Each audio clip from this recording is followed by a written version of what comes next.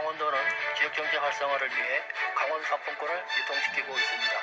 강원 상품권은 도내 농축협에서 구매하여 사용점에서 현금처럼 사용할 수 있으며 사용점은 신용카드 수수료와 한전 수수료가 없어 소득 향상에 도움이 됩니다. 개인은 현금으로 5% 할인된 금액에 구매할 수 있고 법인과 단체는 현금 이외에 법인카드로도 구매가 가능합니다. 강원 상품권이 강원 경제 지킴이가 되도록 많은 관심과 참여를 부탁드립니다.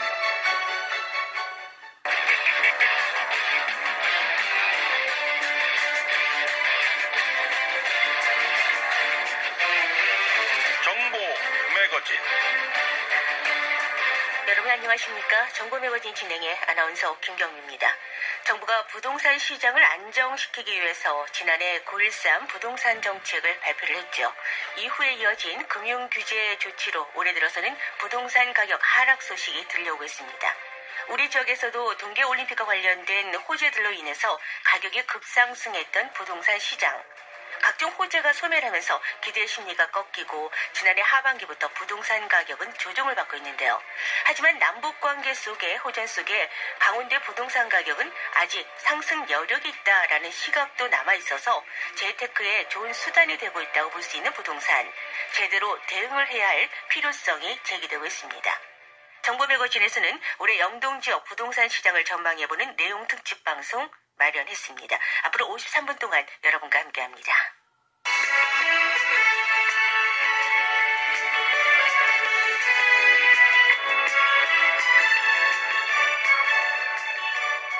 (2019년) 영동 지역 부동산 시장을 전망해 주실 두 분 모셨습니다. 가톨릭 관동대학교 부동산 최고 경영자 전 초빙 교수 이태광 씨, 그리고 삼성 공인중개소 김성근 소장 모셨습니다. 어서 오십시오. 네, 안녕하세요. 네, 안녕하세요.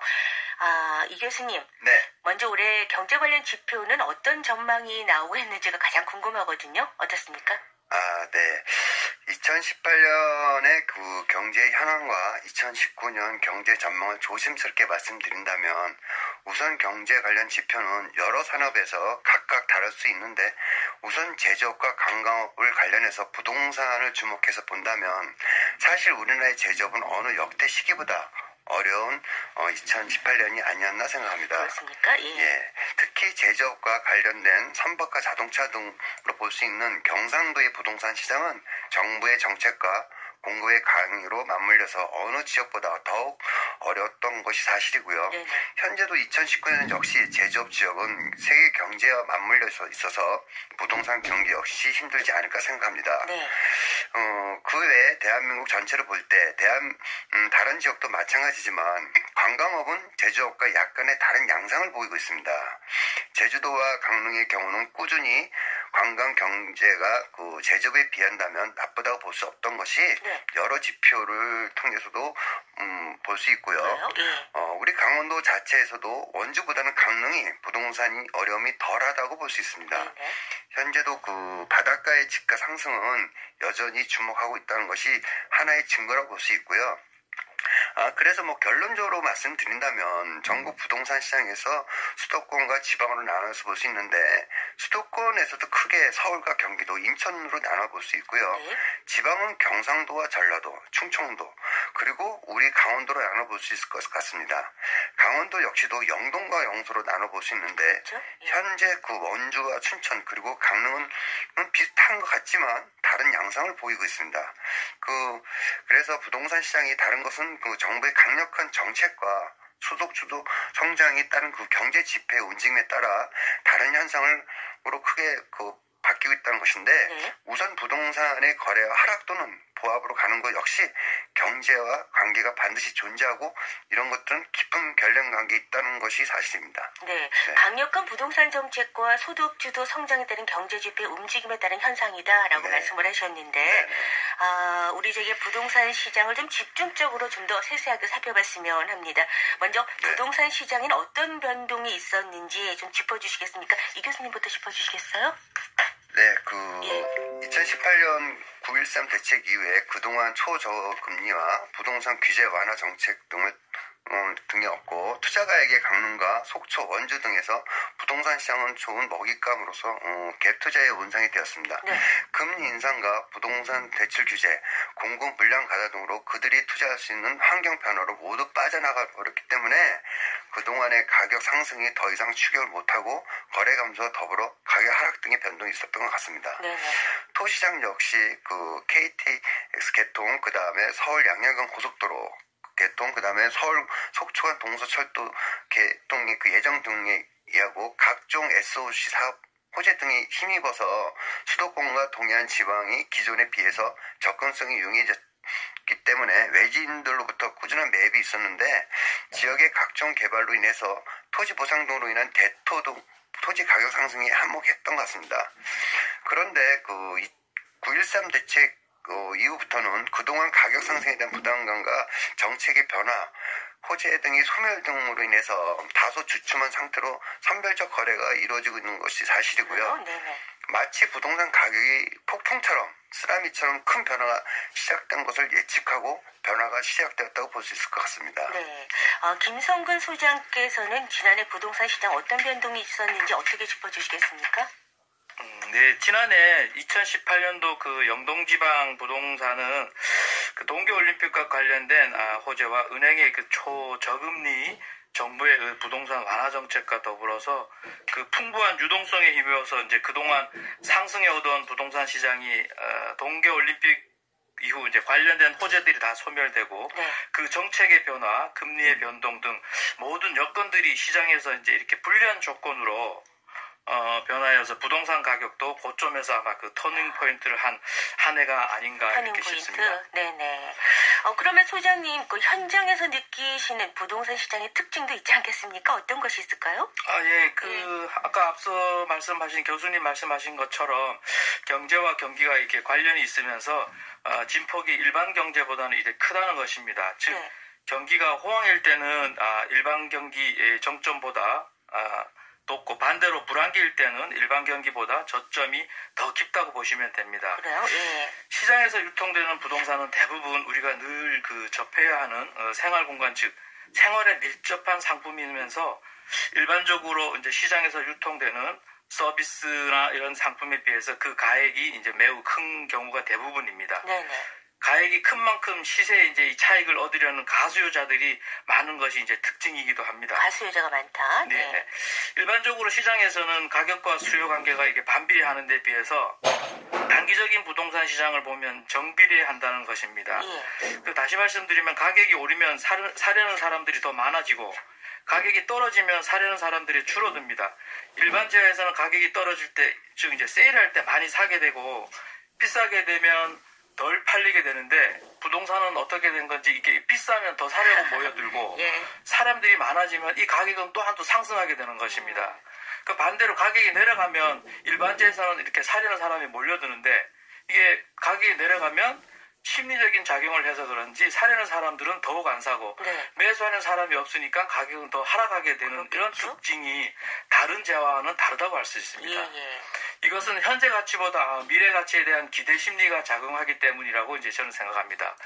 현장에서도 이러한 현상이 나타나고 있는데 매도자분들은 추가 하락을 염려하시고 매수자분들은 더 기다리면 현재 가치보다 가격이 더 하락하지 않을까 하는 이런 생각을 해서 기다리려고 하시는 분들이 많이 계셔서 시장의 가격 하락폭은 더 커지는 것 같습니다.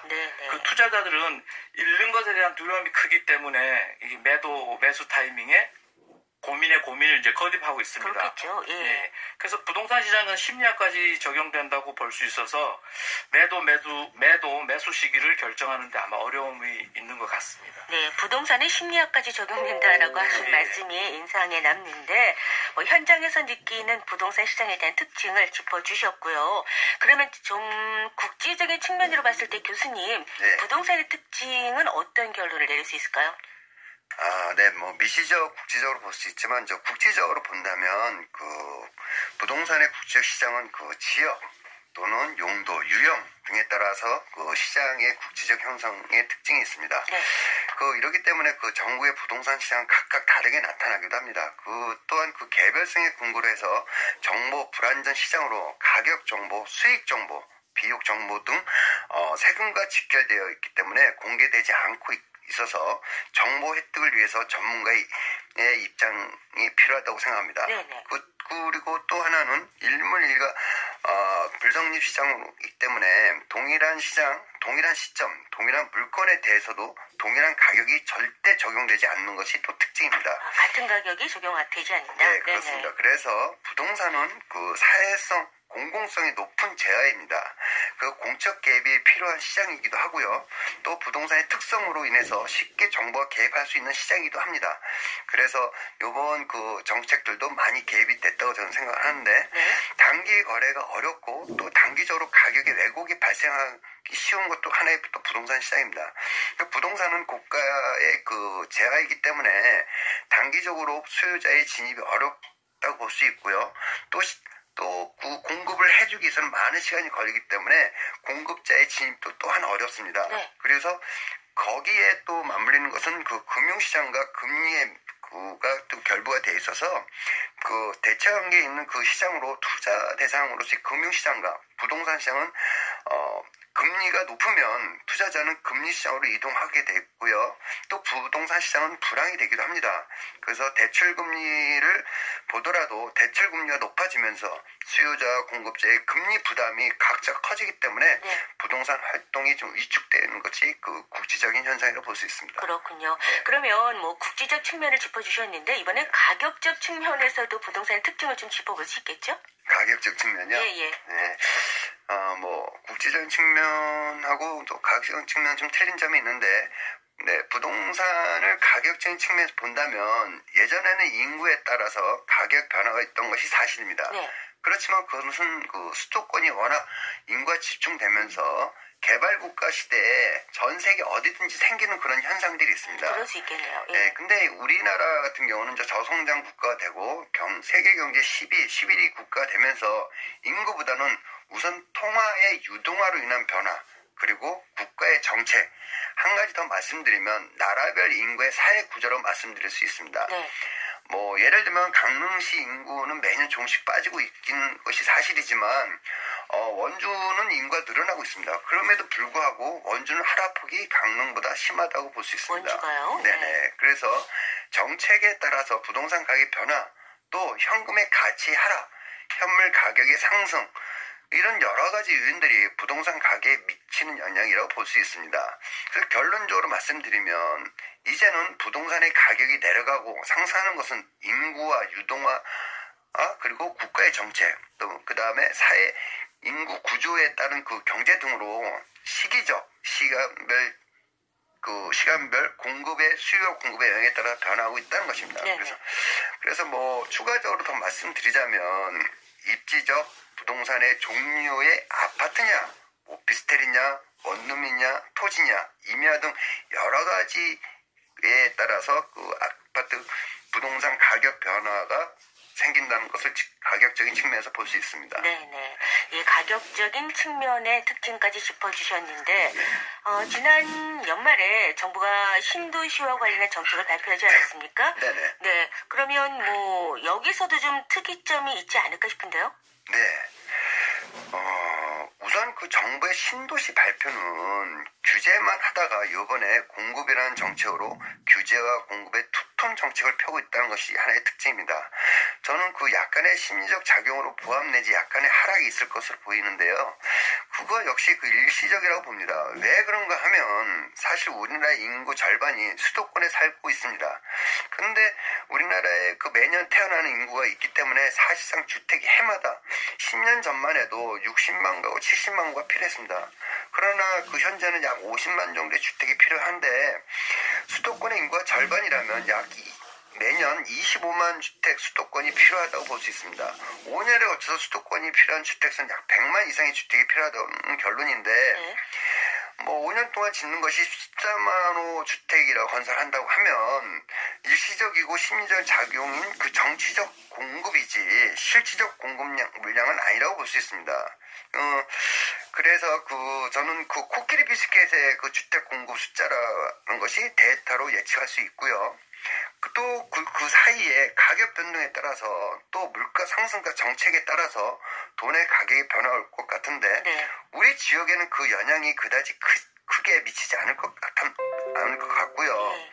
신도시 개발은 수도권의 문제이지 굳이 이야기한다면 공급의 물량이 제대로 공급이 될 것인가 그리고 분양 가격이 어떻게 되느냐에 따라서 우리 돈에도 영향이 미칠 듯합니다. 예. 네, 그렇군요. 이 강원도의 부동산을 좀 집중적으로 전망을 해봤으면 하는데 네. 이 부동산은 아파트와 단독주택 또 토지 등 다양하지 않겠습니까? 예. 그럼 강원도의 부동산 시장의 그 유형을 좀 분류해 볼 수 있지 않을까 싶은데 여기에서 어떻게 분류할 수 있을까요, 교수님?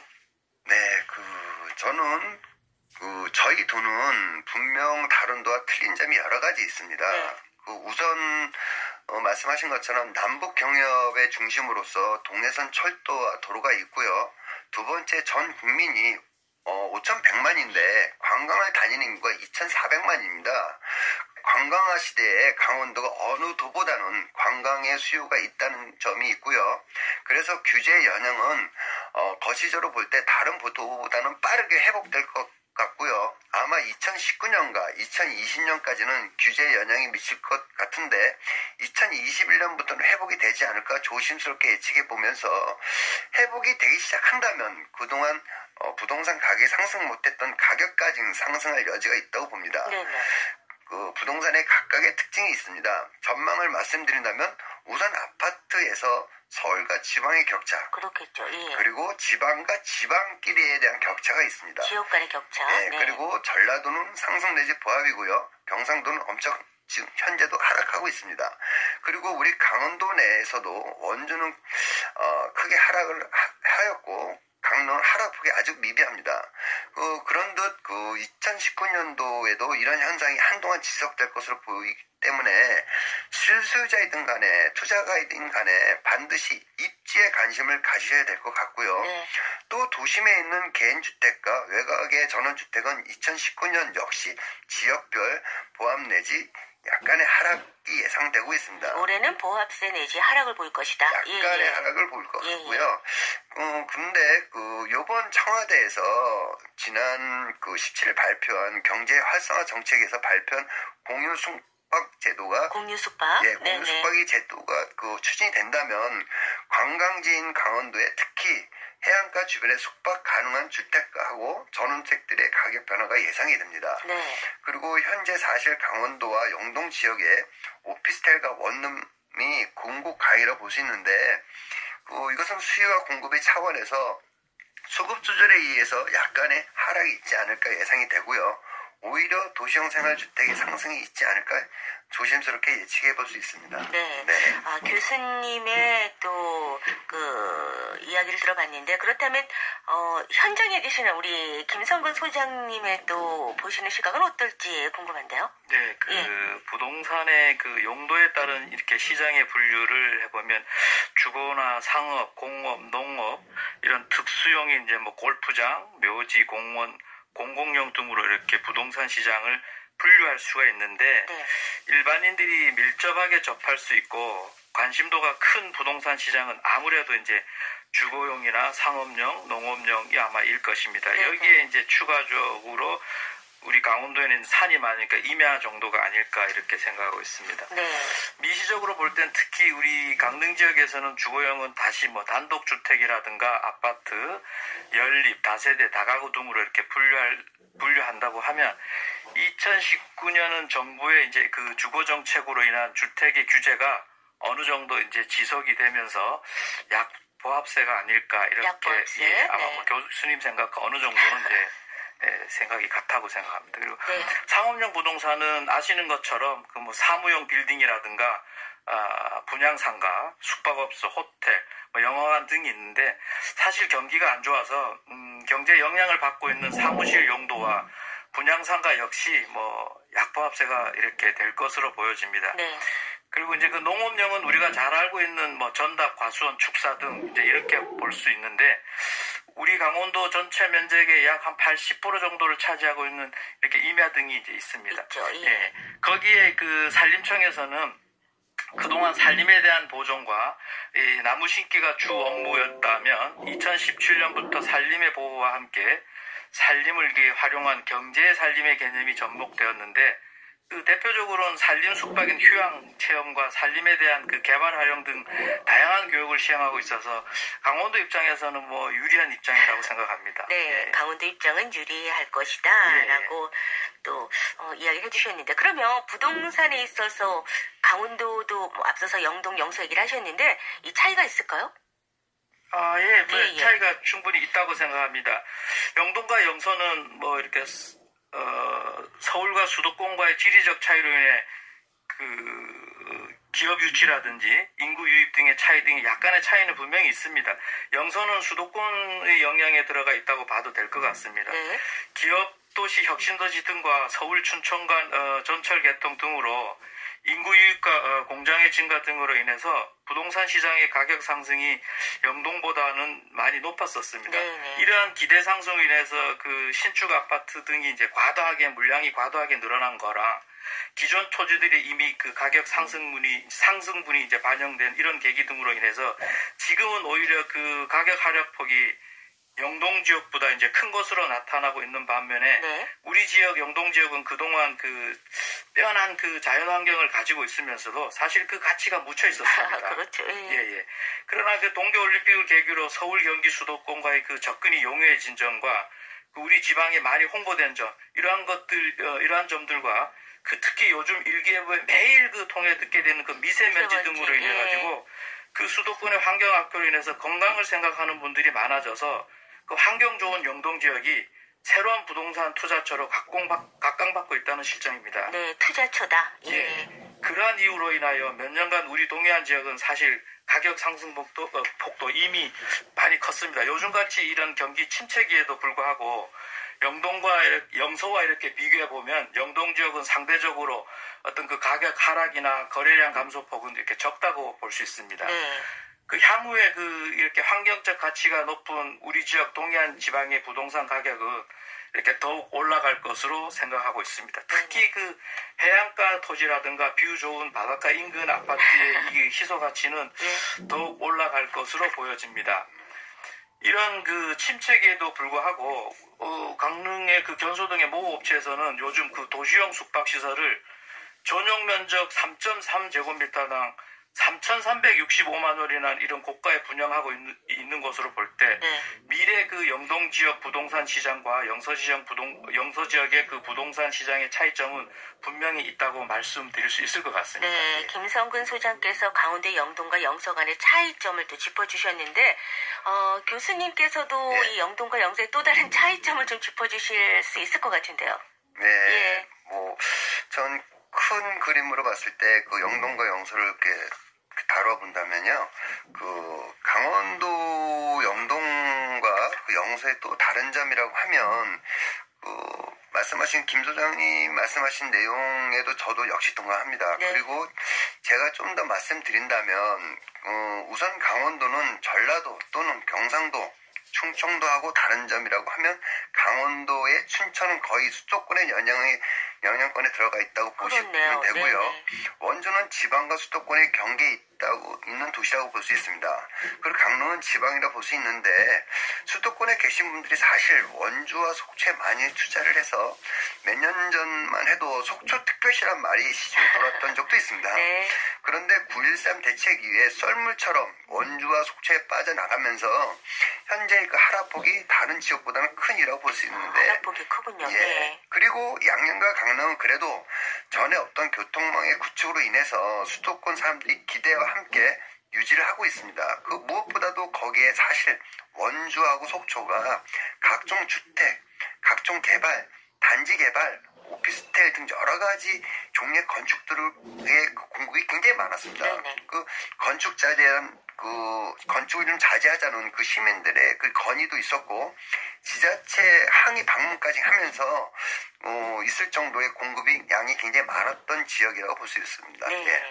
김성근 소장님, 올해 그 아파트 시장 전망을 좀 해주시겠어요? 네, 그 아파트 시장은 그동안 사실 정부의 그 부동산 규제 완화 정책과 초저금리 등으로 인해서 투자하기 좋은 환경이 조성되었었는데 여기에 그 풍부한 유동자금까지 이 부동산으로 몰려서 전국에 걸쳐서 사실 가격 상승으로 이어져 왔습니다만 작년 그 9.13 대책의 일환으로 그 DSR 즉 총부채 상환 적용과 금리 인상까지 겹치자 대출을 끼고 부동산을 매입하던 이 가수요자들, 일명 뭐 이렇게 갭 투자라고 표현하던 이런 사람들이 여기에 물량 과다까지 이렇게 겹치자 시장에서는 더 이상 이렇게 버티지 못하고 부동산 시장에서 다 빠져나가 버렸습니다. 무리가 있었네요. 이로 인하여 전체적인 그 올해 부동산 시장은 뭐 서두에서 말씀드렸듯이 작년보다는 더 어려운 한 해가 되지 않을까 뭐 이렇게 생각합니다. 뭐 아파트 시장 전망을 해봤는데 강릉 지역에 또 단독주택도 많이 또 늘어나고 있다고 합니다. 김 소장님 올해 요즘 그 강릉 지역의 단독주택 쪽은 어떤 상황입니까? 네, 그 우리 지역 강릉시 주택 통계 자료를 일단 먼저 보면 전체 가구 수가 약 한 9만 6천 가구 이제 중에 단독 가구 수가 약 한 51% 정도고요. 아파트가 한 45%, 연립, 기타 이렇게 한 4% 정도로 구성되어 있었습니다. 단독주택은 아직 그 아파트에 비해서 가구 수는 많지만 거래량이 많지 않아서 큰 변화 없이 이제 이어져 오다가 토지 가격 상승과 아파트 가격 상승으로 인해서 그 파급 효과로 2014년부터 2017년까지 약간의 이제 그 상승세를 이어져 왔습니다. 3년 정도네요. 그러나 2018년 상반기에 비해 이제 후반기로 갈수록 주택 거래량은 감소하였는데 이러한 현상은 그 동해안 시군구 모두 이렇게 비슷하게 나타났습니다. 이렇듯 강릉시 단독주택의 거래량은 2017년에 약 1,103가구, 2018년에 한 1,140가구로 거래량이 많지 않고 연도별 차이도 뭐 크지 않아서 가격 변동은 이제 1월에 대비해서 12월에 이제 미미한 수준의 보합 상승으로 이렇게 나타난 것을 알 수 있었습니다. 부동산 시장에서 가격 상승은 그 물가 상승률 대비 미미한 이렇게 상승 곡선이 이제 국가에서 말하는 최선인데 단독주택의 경우 우리 지역에서는 그런 바람직한 모습이 이렇게 나타난 것을 확인할 수 있었습니다. 단독주택의 경우 이러한 현상은 올해에도 이렇게 유사하지 않을까 이렇게 생각되고 있습니다. 네, 교수님께서도 뭐 같은 의견이신가요? 네, 뭐 같은 의견이고요. 저도 뭐 한 가지 추가로 말씀드린다면 항상 아파트의 공급으로 높게 분양을 시작하면서 항상 기존의 아파트 가격이 1차적으로 동반 상승합니다. 그 다음으로는 단독주택하고 빌라나 연립주택 같은 것이 상승하는 것이 전국적 현상이라고 볼 수 있기 때문에 우리 지역도 향후 단독주택 가격 상승 여지가 있다고 보여집니다. 네, 그렇군요. 여러분은 지금 정보 매거진 내용 특집 방송 듣고 계십니다.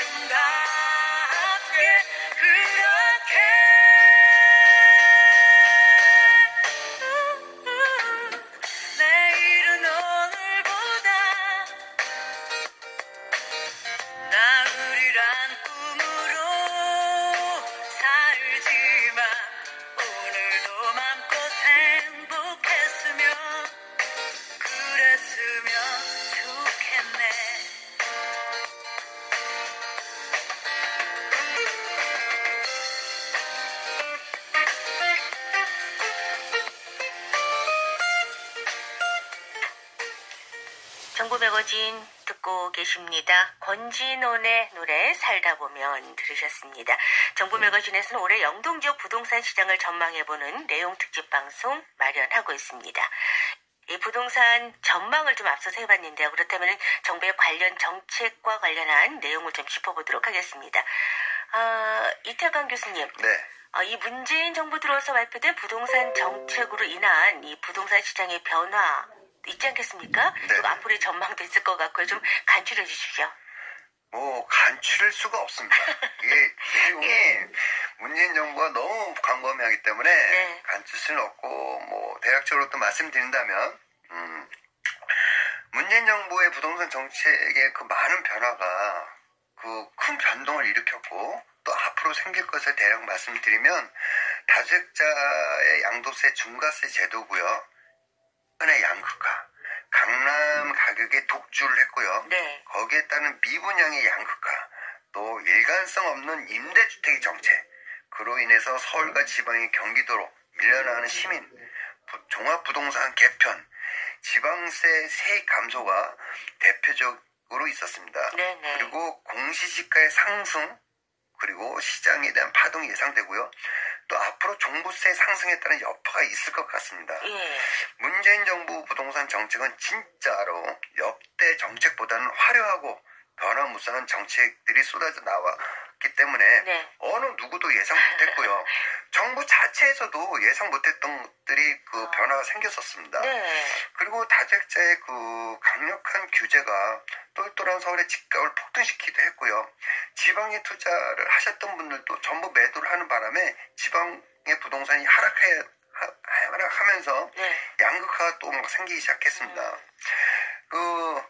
그래도 문재인 정부가 출범하고 1년 동안 여러 차례 부동산 정책이 발표됐지만 예. 굵직한 것만 보더라도 7개, 8개 정도 됩니다. 7, 8건? 네. 근데 일일이 그 내용을 챙겨보기도 힘들고 본다 해도 그것들이 그 주거 문제나 내 재산과 직결된다 보니까 신경을 안 쓸 수가 없습니다. 네. 그래서 그 내용을 좀 더 자세히 본다면 그 핵심 내용은 대출 규제 강화입니다. 대출 규제 강화. 그래서 네. DTI가 60%에서 50% 내려가고 그다음에 LTV도 70%, 60%로 각각 내려가면서 그 쉽게 말하면 빚내서 집 사지 말라는 것입니다. 네, 집 사는 게 더 힘들다는 그렇죠. 얘기죠. 그래서 예. 이에 대한 그 시장이 별로 나타나지 않았어요. 그래도 그러다가 이제 8월 1일보다 강력한 재개발 조합은 분양권도 전면한 것도 제한을 두고, 네. 그다음에 거기에 더 심한 건 다주택자의 중과세, 그다음에 주택담보대출 제한 등이 나오고 있는데, 네. 거기에 이어서 10월 24일 날 실수요자가 아닌 투자자의 부동산 매매를 억누르기 위해서 가계부채 종합대책을 발표했습니다. 네. 기존 주택담보대출에다가 신규 대출의 원리금 상환 등 여러 가지 그 대출 한도를 제한했는데 그것이 이제 세계에도 있지 않는 그 새로운 DTI, 그 다음에 총부채 상환 비율이라든지 거기에 이제 DSR이라고 해가지고 총부채 원리금 상환 비율이라는 것이 있는데 그런 거에 다 도입을 했습니다. 아무튼 그 수많은 부동산 정책들의 그 결과는 현 시점에서 시장 반응과 여론은 반반으로 나눠지고 있는 것 같습니다. 시장 반응과 여론은 반반이다. 예. 왜 그러냐면 주택이 없는 분께서는 정책이 잘하고 있다. 또 주택을 가지고 계신 분들은 너무한 거 아니냐라는 경우죠. 예. 그래서 그 부동산 양극화는 또 심화되었고 데이터를 보면 2017년 5월부터 2018년 5월까지 서울의 아파트값은 그래도 18.6% 상승했습니다. 전국 평균 상승률의 8.3% 두 배를 기록했는데 같은 기간에 경남은 2.5%, 경북과 울산은 1.4%, 충남과 충북 0.7% 각각을 하락했어요. 이런 듯 똘똘한 한 채로 외치는 동안 다른 곳엔 미분양이 괴로워들 하고, 그래서 2019년 포함된 약간의 하락이 있을 듯 하지만 강원도 지역 중 영동 지역은 좀 더 지켜봐야 할 듯 하고요. 네. 그래서 아직까지도 문재인 정부의 정책이 혼란하면서 거기에 맞물려서 시민들이 어려워하는 사람도 있고, 네. 또 반대로 아까도 말씀드렸지만 반반 집이 없는 사람은 잘하고 있다.